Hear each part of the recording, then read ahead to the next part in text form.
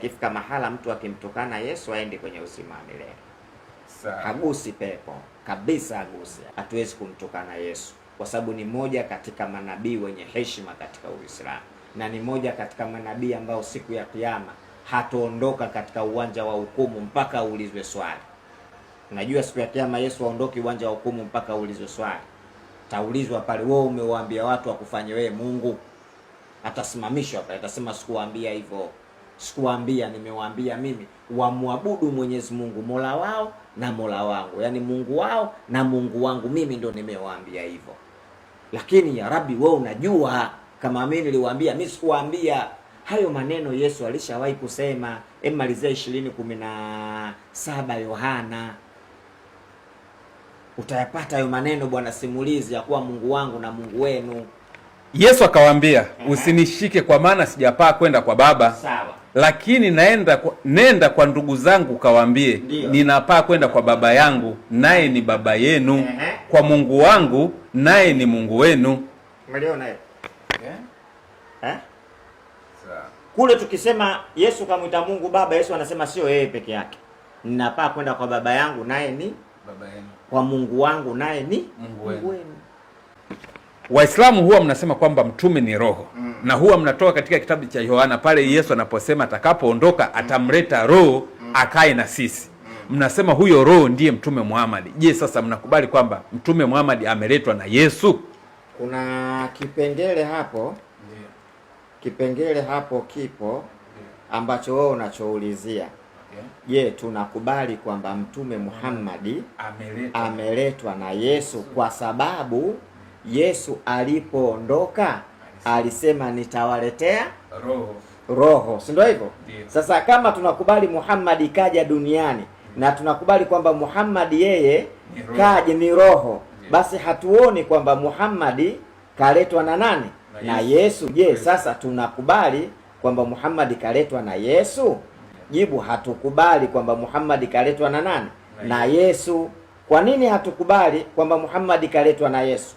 Hatukubali kwa sababu kwa mujibu wa kitabu cha Yohana, ngoja nikutafutia andiko hapa utalifahamu vizuri. Kuna kitu hapa simulizi tutajifunza. Haya, tusome sasa Yohana 14:26. Yohana 14:26. Sawa. Yohana 14:26 anasema hivi. Lakini huyo msaidizi, huyo Roho Mtakatifu ambaye Baba atamtuma kwa jina langu. Kumbe anamtuma Baba. Lakini Yesu ndo anafanya. Yesu alisema ataomba. Sasa atampeleka, umesema? Ndio. Atamtuma kwa jina langu, atawafundisha yote na kuwakumbusha niliyowaambia. Kipengele changu ni pale kumpeleka. Yesu umesema tunakubali kwamba kapelekwa na Yesu? Kwamba mtume katumwa na Yesu? Sio kutumwa. Kupelekwa na Yesu. Kupelekwa tunakubali Yesu ndio atampeleka kwa sababu hata wewe ukiamua kuacha kazi ofisini kubadilishana lazima umkabidhi mtu mwingine kazi, lakini hilo andiko nimekupa ambaye Baba atamtuma kwa jina langu. Kwa jina langu. Sawa, ukisoma Biblia hii hii hapa ndio maana kwamba Biblia hii inasemaje? Soma hii. Inasema hivi. Lakini huyo msaidizi, huyo Roho Mtakatifu ambaye Baba atampeleka kwa jina langu. Umeona? Kwa hiyo unakubali kwamba mtume Muhammad ametumwa kwa jina la Yesu?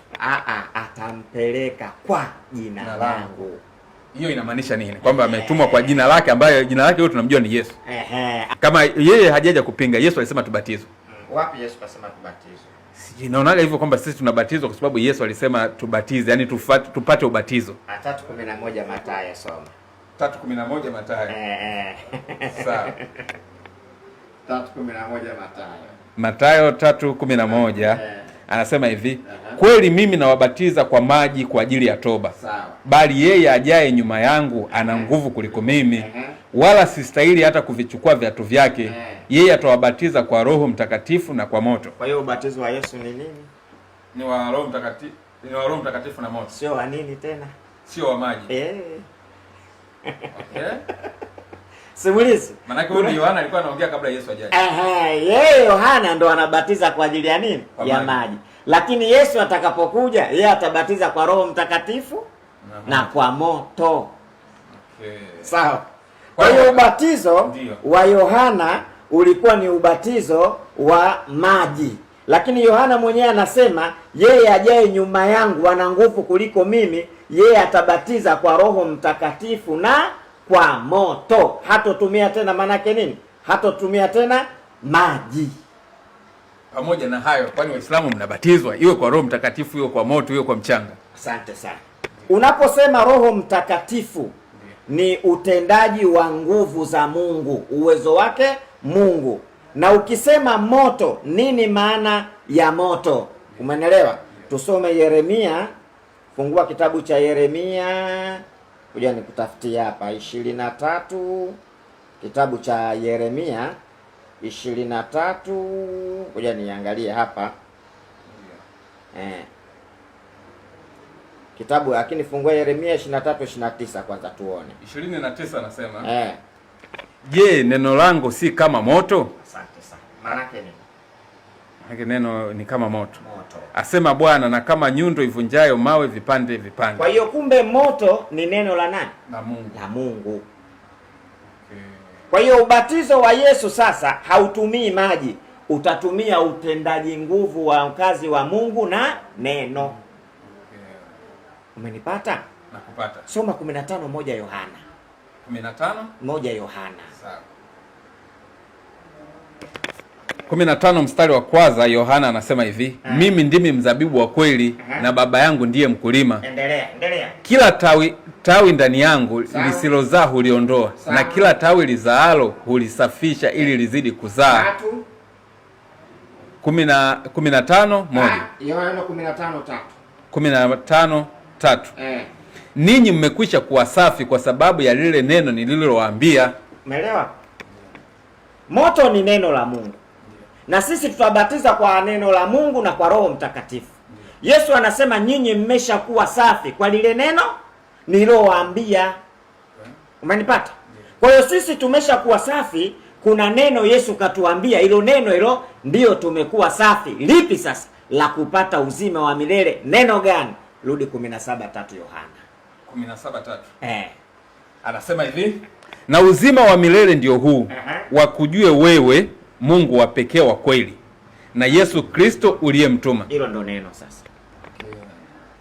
Ili tumekuwa safi kwa hilo neno. Hilo neno ndo linatupa uzima wa milele. Ndio maana akasema na uzima wa milele ndio huu, wakujue wewe Mungu wa pekee na wa kweli na Yesu Kristo uliyemtuma. Mwenye shida na uzima wa milele asihangaike kubatizwa. Atambue kwamba kuna Mungu wa pekee na wa kweli na Yesu Kristo uliyemtuma.